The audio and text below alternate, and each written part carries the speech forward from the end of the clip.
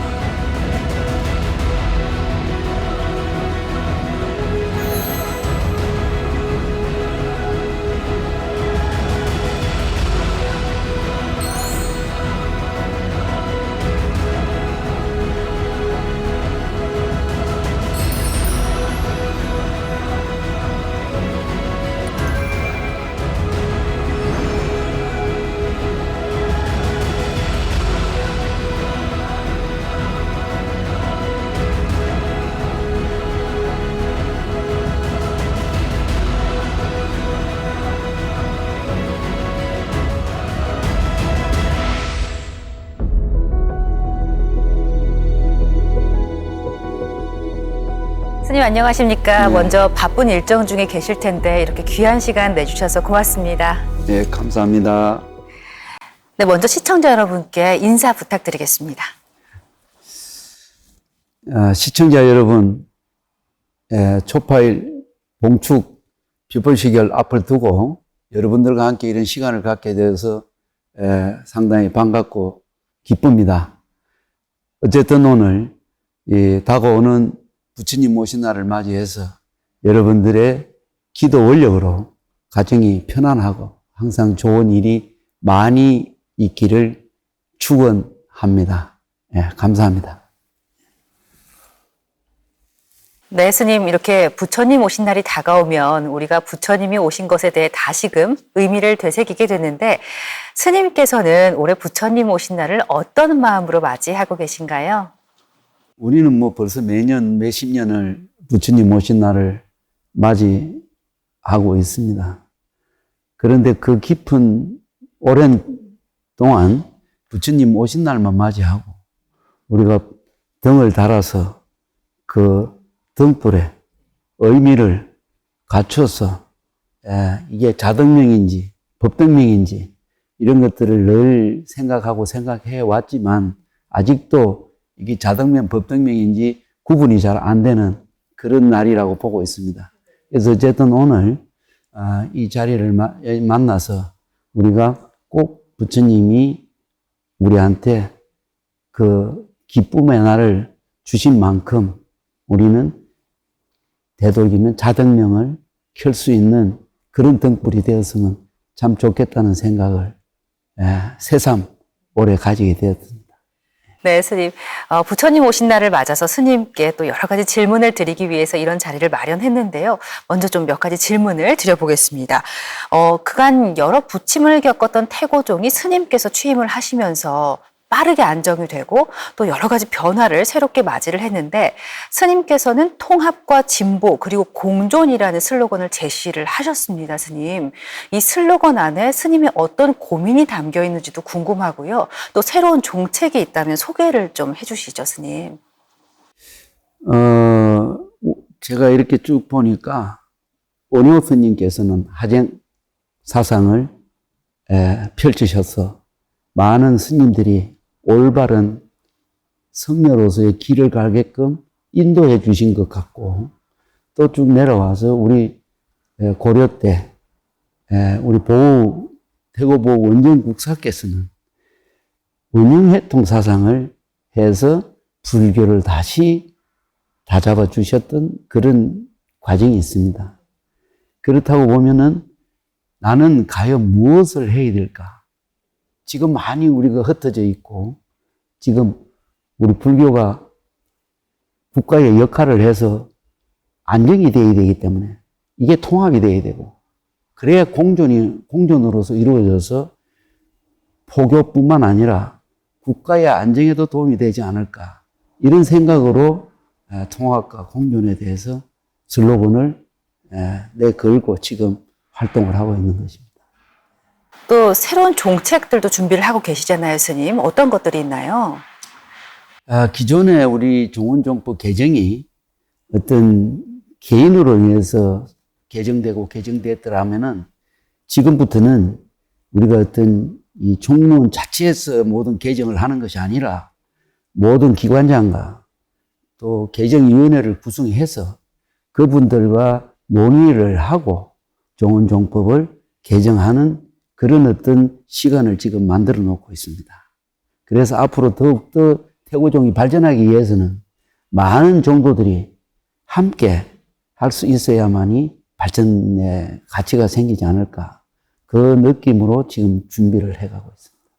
체계를 더 튼튼하게 이제 갖춰가고 계신 건데 또 한 가지 큰 변화가 있다면 이제 행정 체계를 총무원에서 종무원으로 완전히 전환을 하신 겁니다, 스님. 맞나요? 맞습니다. 제가 이제 그 젊을 때부터 총무원에서 근무를 했고 또 어른 스님들이 늘상 분쟁이 일어나는 모습을 많이 봤고 또 그리고 총무원이 권한이 너무 셌고 각 교구 종무원에서는 불만이 너무 많았다. 이런 부분적인 것들을 지켜오면서 내 선거 공약에도 있듯이 어른 스님들의 잘못된 것은 버리고 좋은 점만 가지고 나는 총무원을 운영해 가겠다라고 해서 봤을 때 가장 우리 종단은 개인 종단으로 보시면 되겠습니다. 중앙 집권제가 아니기 때문에 그렇다고 하면은 각 교구 종무원의 권한이 없으면 우리 종단이 화합이 안 된다. 그것을 생각해서 모든 정책을 각 교구 종무원에 먼저 보내고 종무원에서 해결나지 못하는 것은 민원으로서 총무원에서 해결하는 방안. 이렇게 해가지고 지금 현재 운영되고 있기 때문에 너무 잘 되고 있습니다. 스님, 그런데 말씀을 들으면 참 좋은 방법이다라는 생각이 들지만 수장으로서 권한을 좀 내려놓고 선택하시기는 좀 쉽지 않았을까? 또 그런 마음도 드는데 어떠셨어요, 스님? 아주 좋습니다. 예. 이 사람이 잘못하면은 이 병이 될 수 있거든. 직책병이. 그러니까 우리는 소임자지 권한자가 아니거든. 그래서 나는 권한보다는 종단이 아울러 가면서 아주 화합적인 종단이 됐으면 좋겠다는 것이 제 소망이고 또 그 마음을 그 젊은 시절 때부터 옆에서 어른 스님들 지내오시는 걸 지켜보면서 우리는 이렇게 가야 된다라는 것을 저는 생각했습니다. 전혀 두렵지 않고 지금 오히려 더 행복합니다. 그럼 뭔가 실질적으로 큰 변화들을 체감하고 계신 거죠, 스님? 많이 좋아졌다고 생각합니다. 예. 그리고 스님께서는 이제 취임 후에 태고보호국사 선양 사업을 꾸준하게 강조를 해오고 계신데 또 중국 불교계와의 교류도 긴밀하게 하고 계시잖아요. 우리가 이 시대에서 이렇게 태고종의 법맥, 뿌리를 다시 짚는 데는 또 어떤 의미가 있을까요, 스님?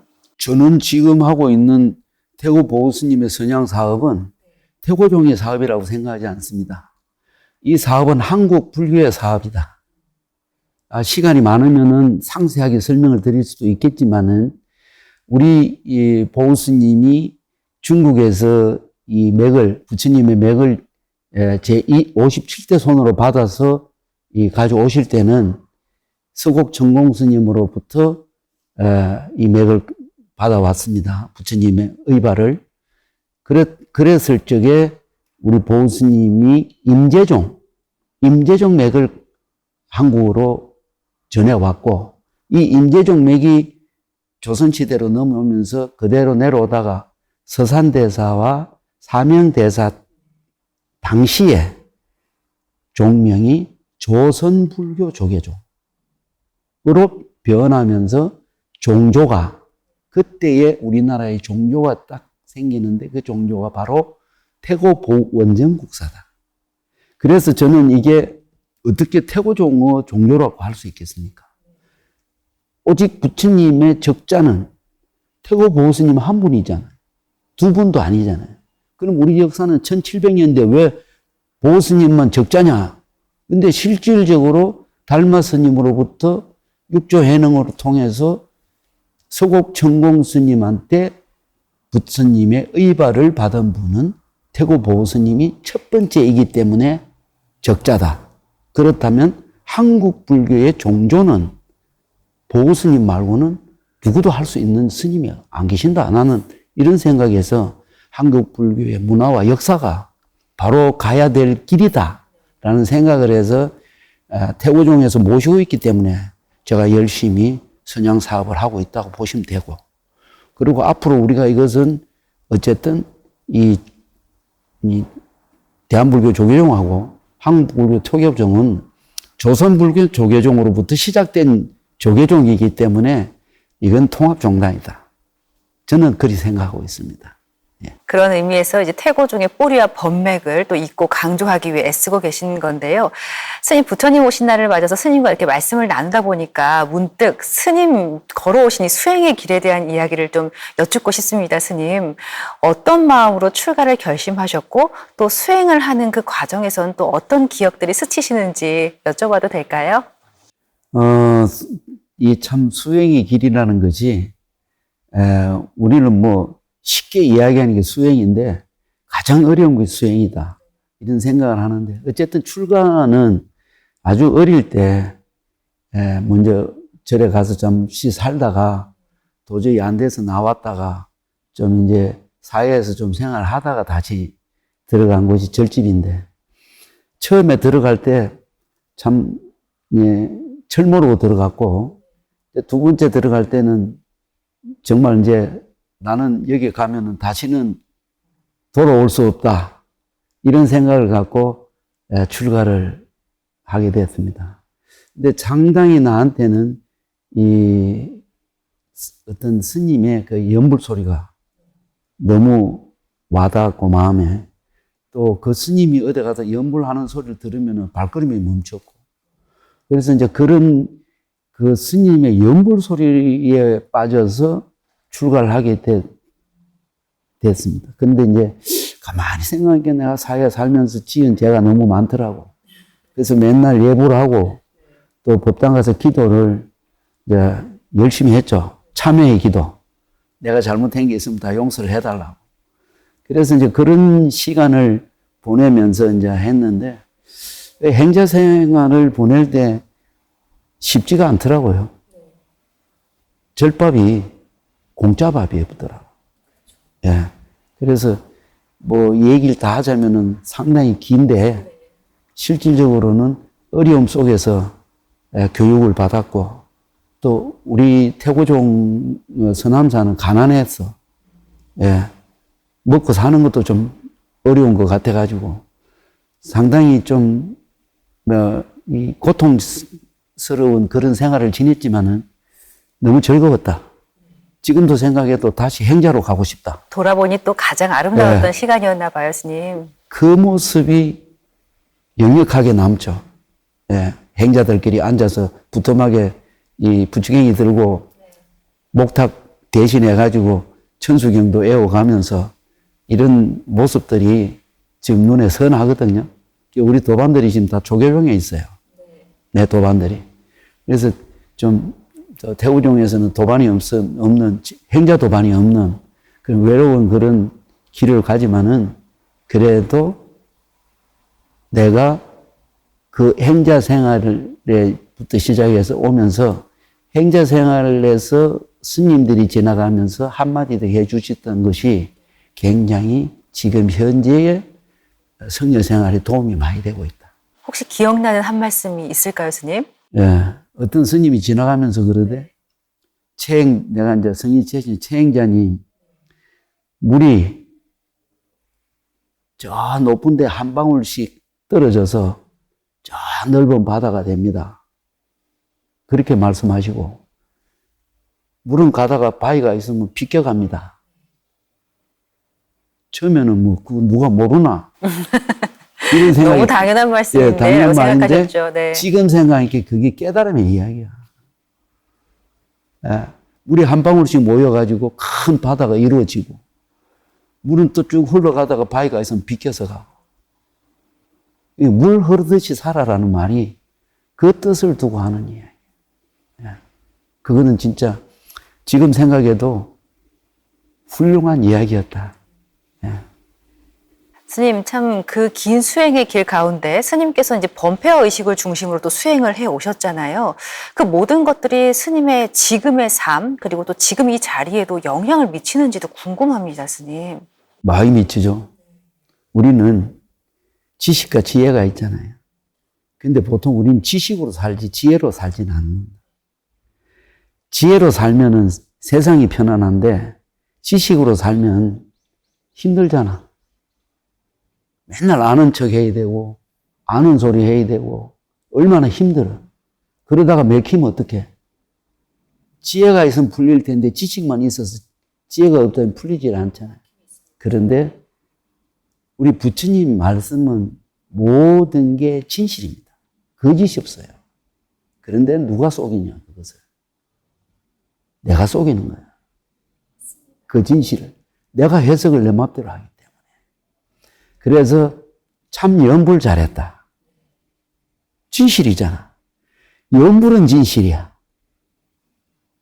연불은 진실인데 내가 거짓이야. 그러면 자꾸 연불을 자꾸 하다 보면은 그 진실에 자꾸 내가 빠져든다. 그래서 우리 이 추근에 보면은 연불자 삼매현전. 연불하는 사람이 삼매에 들어가면은 부처님의 그 사상이 그다 고럿이 진실로만 내게 와 닿기 때문에 연불자는 행복만 가질 수 있는 게 연불자다. 네. 그래서 나는 이 연불을 너무 좋아하고 내가 연불 때문에 출가를 했잖아. 맞습니다, 스님. 계속해서 말씀을 하시는 중에도 스님 표정에 그 행복한 그 모든 기억들이 다 담겨 있는 것 같아서 이야기를 듣는 저도 감동이 더 깊게 다가오는데요, 스님. 네, 스님 또 태고종의 이 강점이 전통 의식이잖아요.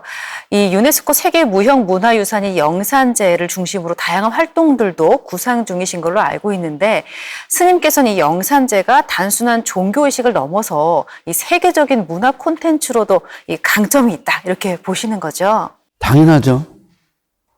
세계에서 뭐 모차르트, 베토벤 이런 사람들도 이런 음악은 못 만들어요. 맞습니다. 네. 하늘에서 내려오는 음악은 그분들도 하늘에서 감을 받아서 음악을 만든다고 하는데 저는 이 음악은 우리만 할 수 있는 음악이에요. 그것도 대한민국의 국민의 선님들이 이걸 할 수 있는데 이걸 세계 만방에 펼치지 못하는 우리 종단이 좀 아쉽다.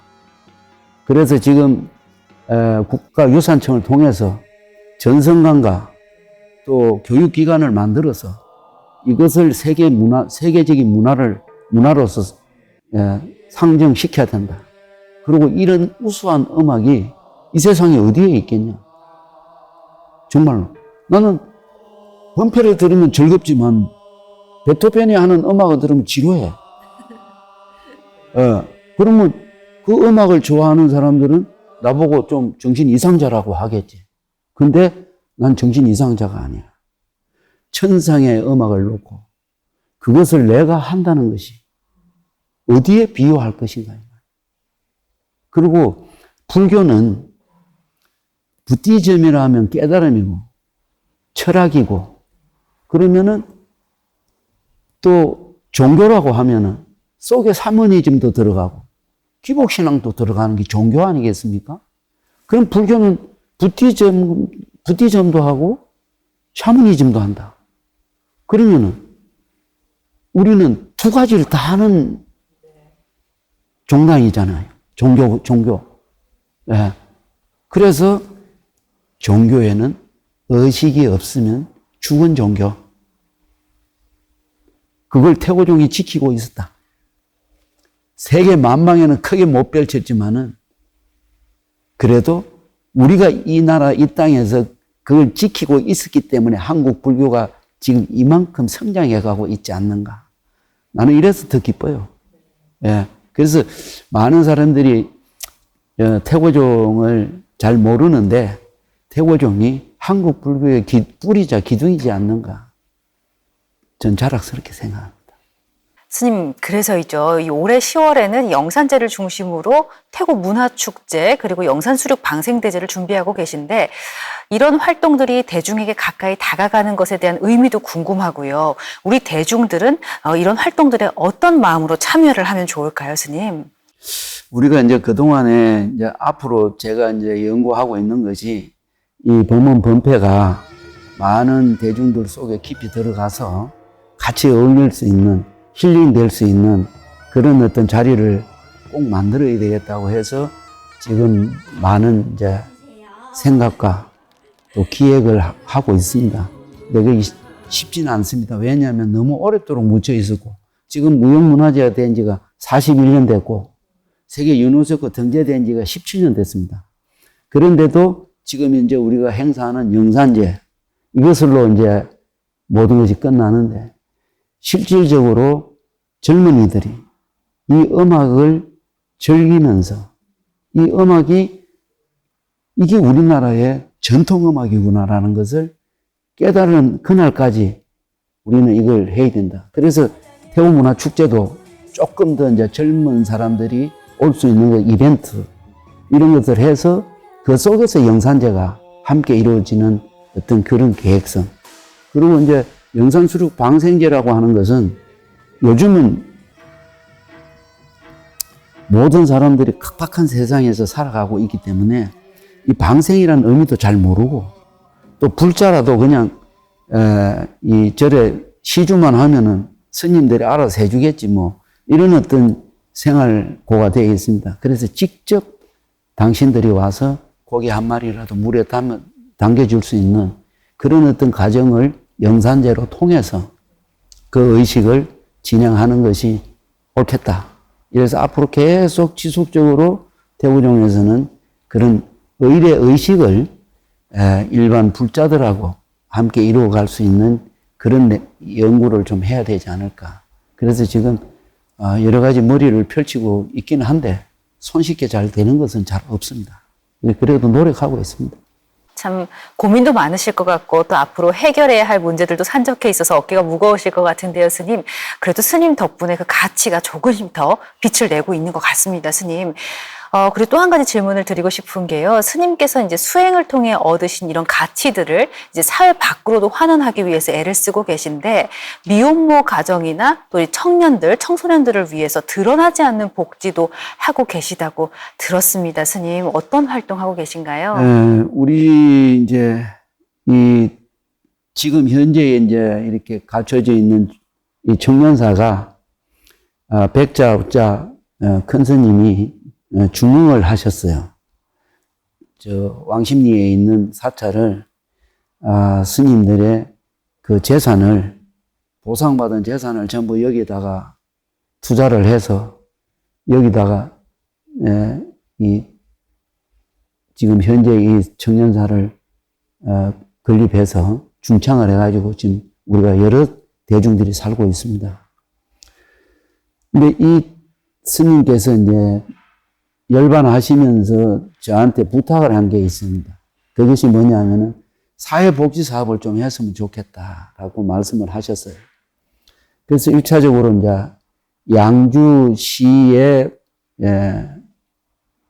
복지 사업을 꾸준하게 해왔고, 제가 이제 총무원장이 되고 나서 보니까 이 굴레를 벗어나서 조금 넓은 세상을 가니까 또 넓은 것이 보이더라.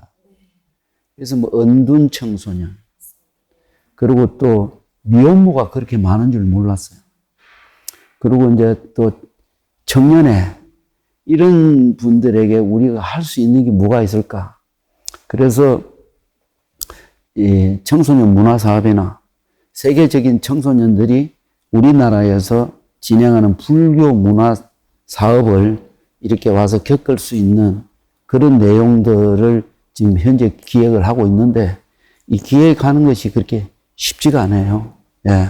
그래서 준비를 하고 있고 또 이제 은둔 청소년은 서울시에다가 이제 부탁을 해서 나와서 포교 활동을 하는데 나올 수 있는 길을 열어가는 모세.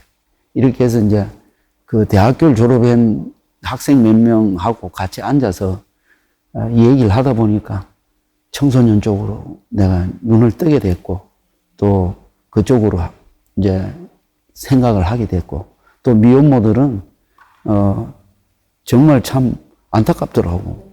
그런데 그 사람들은 그게 행복이라고 그럽니다. 예. 그래서 그 행복한 삶을 우리가 조금이라도 보탬이 된다면은 하는 것이 맞다. 그리고 원래는 중국하고 우리하고 교류를 하려고 했습니다.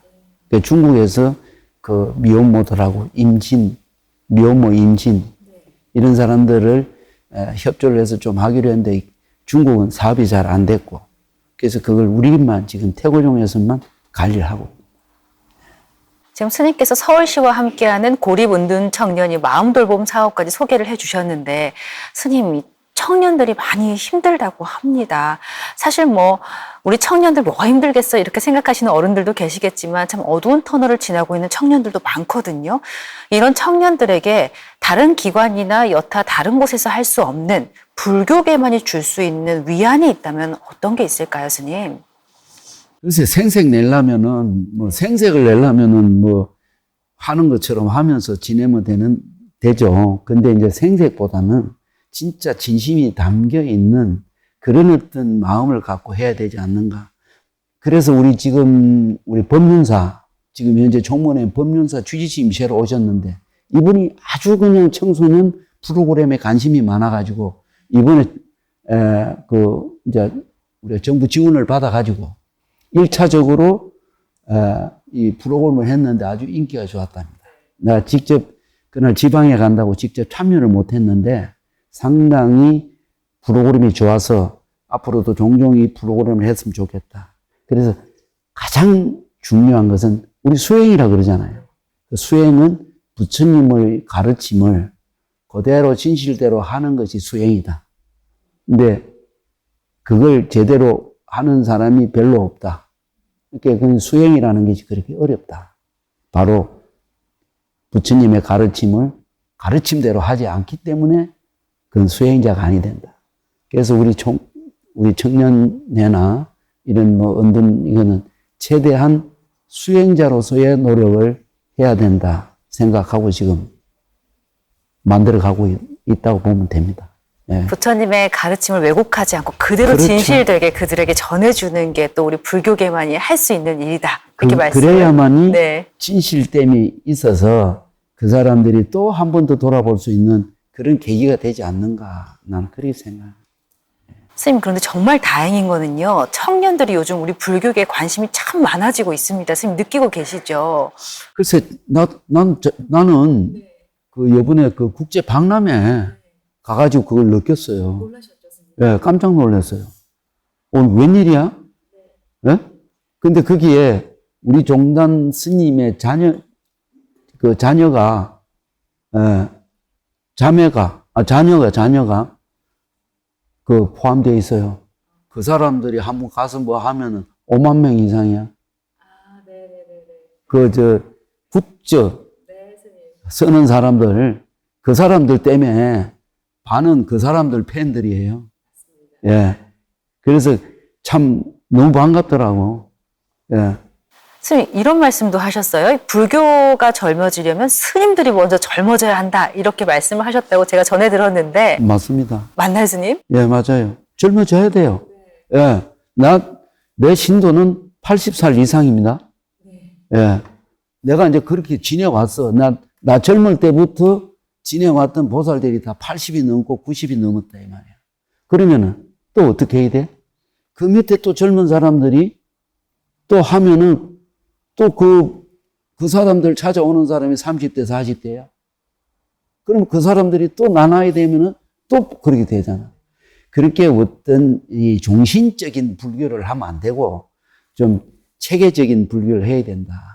우리는 그냥 뭐 나이 들거나 젊거나 그냥 자기 자리 자기가 꼭 지켜야 된다는 어떤 그런 고정관념이 있지만은 어느 정도 되면은 자기가 스스로 설 옆으로 비켜주면, 예, 비켜주면은 그 아름다운 꽃이 활짝 피어난다.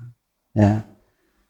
스님, 그런 이제 태고종에서는 이 청년 포교를 위해서는 어떤 활동하고 계신지도 좀 궁금한데요, 스님? 지금 현재 그 굿즈하고 있는 그 친구가 지금 기획을 해가지고 앞으로 청년 프로그램을 지금 해가고 있고, 지금 기획을 하고 있고, 또 청년회장하고 같이 어울려서 지금 프로그램을 하고 있고, 그 다음에는 이제 그 백년사에서 서울시하고 해가지고 프로그램을 해서 이 청년들이 와서 자기의 마음을 다스릴 수 있는 그런 시간을 갖추는 그런 프로그램 지금 같이 하고 있습니다.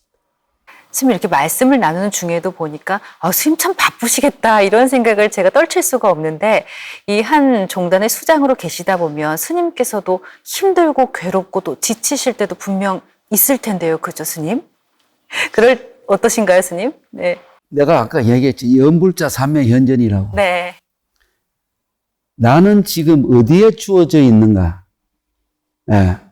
내가 이제 늘 사람들이 힘들고 어렵다고 이제 이렇게 와서 얘기를 합니다. 부정과 불만과 불평을 갖고 있는 사람은 어디에 가도 힘들어 어렵습니다. 그런데 긍정심과 신뢰성을 갖고 있는 사람은 어디 가도 재밌습니다. 그러면 내가 이게 신심이 나지 않으면 이 일을 할 수가 없죠. 나는 태고종에 출가를 했고, 태고종이 어렵지만은 그 속에서 지금까지 태고종으로 인해서 지금 여기까지 왔다. 라고 했을 때, 그러면 태고종을 위해서 이 한 몸을 부처님 전에 불사로도 소심공장을 오르지도 아깝지 않다. 그 생각이죠. 그래서 나는 청년사에 있을 때는 청년사 일만 하고, 총무원 나가면 총무원 일만 하고, 지방에 많은 스님들 정치를 만나면은 정치만 하는 거예요. 그러니까 주어진 데 만족해라. 우리가 늘 그러잖아요. 주어진 데 만족하라는 얘기 듣죠? 지금 내가 하는 그 이야기예요. 지금 현재 내가 우리 아나운서님하고 앉아서 인터뷰를 하잖아. 나 여기만 지금 충실하거든. 다른 생각이 없어. 그러다 보니까는 모든 것은 자기가 주어진 항공에만 만족하면 신신임이 돈독해진다. 이게 내 긍지예요. 네. 어렵고 복잡하게 생각할 거 없이 딱 주어진 환경에서 막중한 책임감을 가지고, 네. 누구려고 이렇게 생각해. 네. 그게 탐욕 아니요. 그러니까 그냥 탐진치 삼독심 중에 독사 같은 마음 한 개만 빼내면 되잖아. 세 개 다 빼기는 어렵지만. 네. 스님, 그런데요, 머리로는 알겠는데 이렇게 바쁘게 막 일상을 지내다 보면 참 수행이고 뭐고 사실 이 한 몸 건사하기도 힘들다 이렇게 말하는 현대인들이 너무나 많습니다, 스님. 이런 불자들에게는 스님께서 이제 해안으로 이것만큼은 그래도 꼭 지켜라 전하고 싶은 말씀 있으실까요? 있죠. 네. 우리한테는 탐진치 삼독심이 있잖아요. 그러면은 이걸 우리 전문 용어로 뭐라고 그럽니까? 삼독심이라고 그러잖아. 삼독심. 세 가지의 독사의 마음이 들어있다고 그러잖아요. 그러면 아까 그랬잖아, 내가. 불만과 불평과 부정을 갖고 있으면은 탐진치 삼독심 중에 어리석음밖에 없잖아. 깨달는 게 어렵다가도 쉬운 거예요. 그러면 빨리 내가 이 마음을 조금이라도 내려놓으면은 편해진다는 생각이 들면 깨달은 거예요.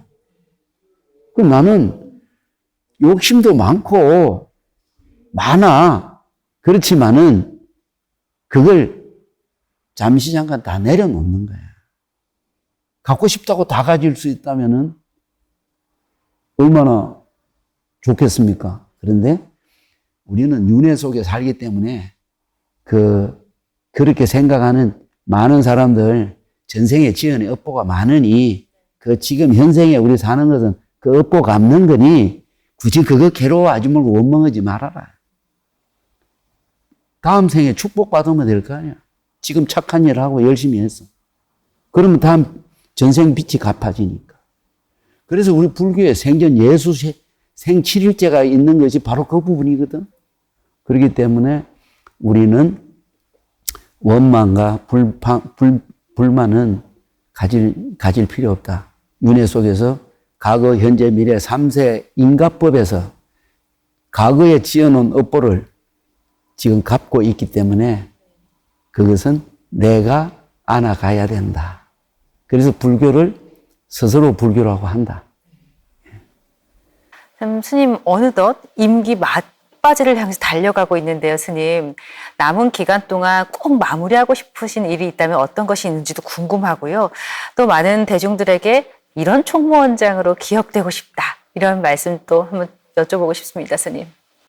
지금 이제 벌려놓은 일들이 이제 마무리를 해야 되는 그런 어떤 계기가 왔습니다. 근데 조금 시간이 이제 부족한 감은 없잖아 있습니다. 왜냐하면은, 참 몇십 년 만에 태고종이 많은 사람 주변에서 이렇게 안정성이 왔다고 하는데 이게 또 잘못되면 어떻게 되는가를 우리 종단의 스님들보다 외부 인사들이 더 많이 걱정을 해줍니다. 또 교계 기자님들도 더 많이 걱정을 해주고. 왜? 교계 기자님들은 불교가 잘 됨으로 해서 한 종단이 무너지는 것보다는 다 같이 잘 되면은 기사도 많이 쓸 수 있고 불교를 많이 홍보할 수 있기 때문에 라는 그런 생각이 들더라고요. 그래서 조금 이제 그 부분에 있어서 지금까지 해온 걸 제대로 마무리를 해야 된다. 그 생각이 이제 들고 또 노력하고 있고 또 어떤 총무원장으로 남고 싶으냐고 질문을 받으면은 참 답하기 어렵겠지만 그래도 종도들이 이 상진 스님이 총무원장으로서 참 열심히 노력하신 분이다라고만 기억에 남았으면 좋겠다. 스님께서 이제 진심을 가지고 활동하신 만큼 그 진심이 그대로 닿길 바라시는 거죠, 스님. 맞습니다. 예. 이 부처님 오신 날을 맞아서 스님께 여러 가지 질문도 드리고 또 귀한 말씀 이렇게 나누고 있는데요. 이 자리를 빌려서 우리 불자들에게 전하고 싶은 말씀이 있다면 한번 전해주시죠, 스님. 네. 불자 여러분, 부처님께서는 우리에게 처음으로 설해 주신 것이 육바라밀입니다. 육바라밀은 보시, 지계, 인욕, 정진, 선정, 지혜입니다. 이것을 하면 우리가 부처가 됩니다. 그런데 우리가 첫 번째 베풀 줄을 모릅니다. 베풀 줄만 알면 지키는 것도 됩니다. 그리고 인욕도 됩니다. 그리고 정진, 노력도 됩니다. 그리고 선정, 바른 생활도 됩니다. 그렇게 이루어지면은 지혜가 발생됩니다. 우리 어릴 때 동네 아저씨들이, 아주머니들이 어린 친구들 보고 하는 얘기가 저놈은 똑 부처님 같다. 그런 얘기를 우리는 많이 듣고 들으면서 컸습니다. 부처님이란 뜻이 무엇이겠습니까? 바로 착한 사람. 우리는 부처님처럼 되면 착한 사람이 된다고 생각합니다. 불자 여러분들께서도 짧은 시간에 짧게 얘기는 했지만 자세히 생각을 해보면은 이 육바라밀이라는 것이 바로 부처님으로 가는 길이다라고 생각하시고 오늘 기자회견 서두에 얘기도 있었습니다마는 불만과 불평과 부정은 절대 가지시면 안 됩니다. 항상 긍정과 신뢰하는 마음을 가지고 계시면은 아주 편안하고 행복하고 자유로운 생활이 아마 이루어지지 않을까 생각을 합니다. 어렵다고 생각하지 마시고 육바라밀의 보시행을 꼭 실천해 보시기를 바라겠습니다. 오늘 이렇게 함께 해주신 시간 감사히 받아들이고 소중한 인연 고맙게 생각하겠습니다. 남아미 타불. 네, 스님 말씀처럼 수행이 흔들릴 때일수록 그 기준은 분명해야 하고요. 또 내가 가진 것을 스스로 지키려고만 하기보다는 더 많이 나누는 착한 사람이 돼야겠다는 생각 마음에 새기겠습니다. 스님, 오늘 귀한 말씀 함께 나눠주셔서 진심으로 고맙습니다. 감사합니다. 늘 건강하십시오. 네.